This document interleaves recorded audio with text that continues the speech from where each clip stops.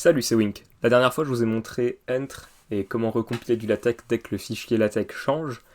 Maintenant, j'ai envie de vous montrer comment corriger des fautes d'orthographe avec un correcteur d'orthographe dans le terminal.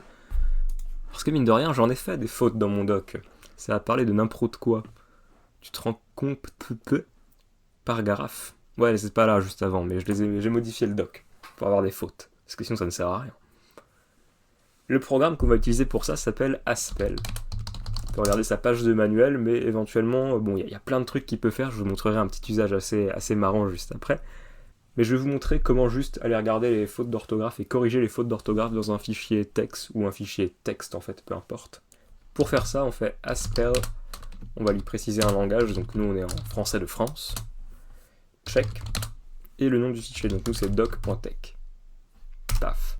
Et donc nous voilà dans Haspel, il nous a ouvert le fichier et puis il est en train de nous dire déjà intro, c'est un mot qui n'existe pas, moi je connais pas.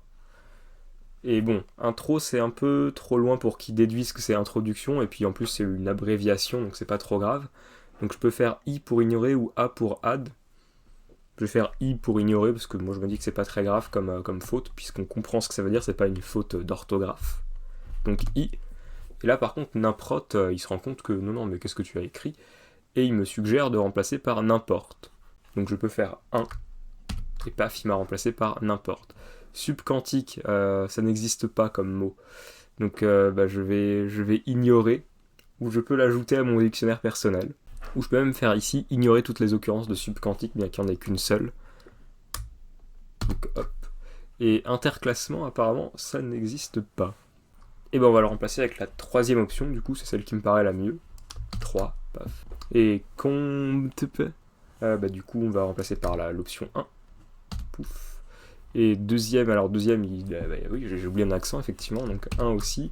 Paragraphe, pareil, 1. Et voilà, et le document est modifié si je vais l'éditer. Il n'y a plus de faute. Même je pense qu'ici il a dû changer. Ou non, hop, voilà, là il a changé. Parfait.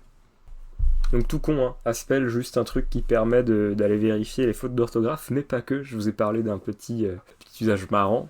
En fait, on peut demander à Haspel de générer la séquence phonétique, plus ou moins, d'une phrase qu'on aurait écrite en français.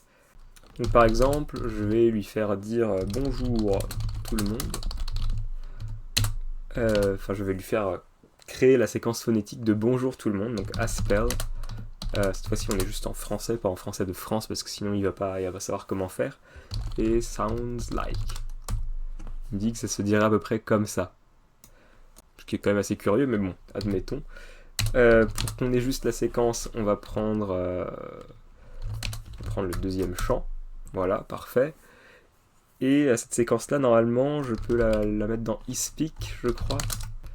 Du coup, je peux faire ça et faire eSpeak -stdin. Donc voilà, c'est tout pour Haspel, un petit utilitaire sympa, encore une fois. Si tu veux en découvrir un autre, en haut à droite, comme d'hab.